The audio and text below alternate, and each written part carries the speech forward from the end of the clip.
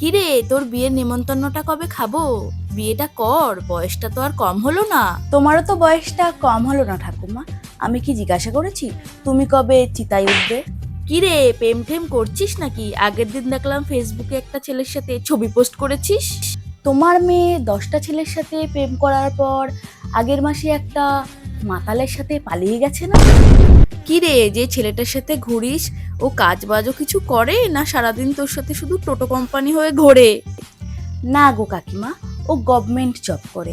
আসলে সবাই তো তোমার জামাইয়ের মতন 2 নম্বরই ব্যবসা করে খেতে পারে না।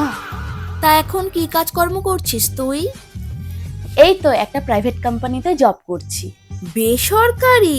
দেখিস আবার কাছ থেকে ছাড়িয়ে না দেয়। আসলে কি বলো তো কাকিমা, সবার তো আর তোমাদের মতন টাকা নেই যে নিজের ছেলে মেয়েদের ঘুষ দিয়ে চাকরি পাইয়ে দেবে। তাই আমাদের মতন কিছু কিছু মানুষদের যোগ্যতা থাকা সত্ত্বেও প্রাইভেট কোম্পানিতেই চাকরি করতে হয়। আর কি বা করা যাবে, কিছু কিছু অযোগ্য মানুষরা তো ওটা ঘুষ দিয়ে পেয়ে বসে আছে, তাই না? এই, তুই সবসময় হাতা কাটা জামা পরিস কেন রে?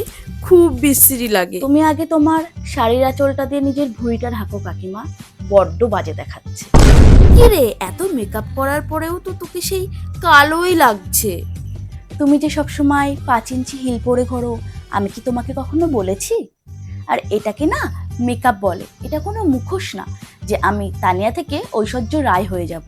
আর কি বলো তো কাকিমা, আমার তোমার মতন সবসময় মুখোশ পরে ঘোরার দরকারও পড়ে না, মানুষ আমাকে এইভাবেই চেনে। বাবা, তুই না ভীষণ মুখরা, তোর সাথে কথা বলতে যাওয়াটাই আমার ভুল হয়ে গেছে। জানোই যখন আমি মুখরা, তাহলে আমার সাথে কথা বলার দরকার কি আছে? নাকি আমার সাথে কথা না বললে তোমার পেটের ভাত হজম হয় না কাকিমা? এইবার তো বিয়েটা কর, না হলে দেখবি তোর জন্য এরপর আর কোনো ছেলেই পাওয়া যাবে না। আমার বিয়ে নিয়ে তোমাকে এত চিন্তা করতে হবে না কাকিমা। এই পৃথিবীতে যদি ছেলের অভাব পড়ে যায় না, তাহলেও আমি তোমার ওই গুণধর ছেলেকে বিয়ে করব না। আসলে তোমার ছেলেকে বিয়ে করার থেকে গঙ্গায় হাঁড়ি কলসি নিয়ে ডুব দেওয়া অনেক ভালো। কি রে, প্রায় দেখি তোকে একটা ছেলে বাড়িতে ছাড়তে আসে, ছেলেটা কে রে? তাও তো ভালো যে আমাকে প্রত্যেকদিন একটা ছেলেই ছাড়তে আসে।